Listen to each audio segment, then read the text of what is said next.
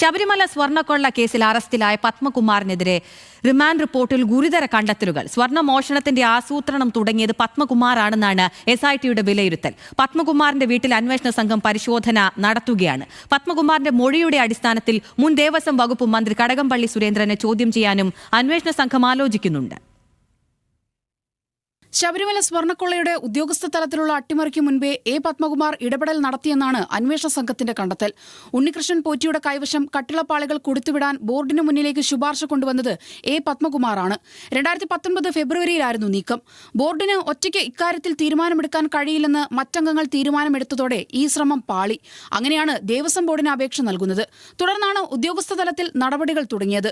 ഉണ്ണികൃഷ്ണൻ പോറ്റിയുടെ കൈവശം പാളികൾ കൊടുത്തുവിടാൻ പത്മകുമാർ അസാധാരണ തിടുക്കം കാണിച്ചതായി N വാസവും മൊഴി നൽകിയിട്ടുണ്ട്. ഇതോടൊപ്പം മുരാരി ബാബുവിന്റെയും സുധീഷിന്റെയും മൊഴിയും പത്മകുമാറിന് വിനയായി. അതേസമയം ദേവസ്വം മന്ത്രിയായിരുന്ന കടകംപള്ളി സുരേന്ദ്രനാണ് പോറ്റിയുടെ അപേക്ഷ ദേവസ്വം ബോർഡിന് നൽകിയെന്ന സൂചനയും വരുന്നുണ്ട്. അങ്ങനെയെങ്കിൽ കടകംപള്ളിയുടെ മൊഴിയെടുക്കുന്ന കാര്യവും SIT പരിശോധിക്കുകയാണ്. പത്മകുമാറിനെ തള്ളി CPIM സംസ്ഥാന സമിതി അംഗം P ജയരാജൻ രംഗത്തെത്തി. ഉത്തരവാദിത്തപ്പെട്ടവർ പുലർത്തിയ അവധാനതയില്ലായ്മ നീതീകരിക്കാൻ കഴിയില്ലെന്നായിരുന്നു ജയരാജന്റെ ഫേസ്ബുക്ക് പോസ്റ്റ്. കൊള്ളയിലെ രാഷ്ട്രീയ ഇടപെടൽ തെളിഞ്ഞതായും കടകംപള്ളി സുരേന്ദ്രനെ അറസ്റ്റ് ചെയ്യണമെന്നും K സുരേന്ദ്രൻ ആവശ്യപ്പെട്ടു.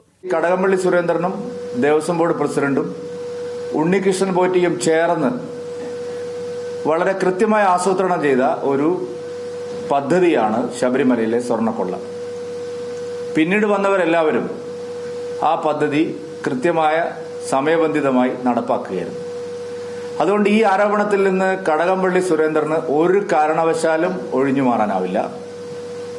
SIT എത്രയും വേഗം കൂടുതൽ തെളിവുകൾ നശിപ്പിക്കുന്നതിന് മുമ്പ് കടകംപള്ളി സുരേന്ദ്രനെ അറസ്റ്റ് ചെയ്ത് നിയമത്തിന് മുമ്പിൽ കൊണ്ടുവരേണ്ടതാണ്. പത്മകുമാറിന്റെ വീട്ടിൽ SIT സംഘം പരിശോധന നടത്തി.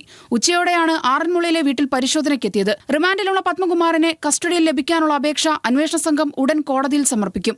അതിനിടെ ഉണ്ണികൃഷ്ണൻ പോറ്റിയുടെ സുഹൃത്ത് മൂവാറ്റുപുഴ സ്വദേശി അജികുമാറിന്റെ പെരളിമറ്റത്തെ വീട്ടിൽ അന്വേഷണ സംഘം പരിശോധന നടത്തി.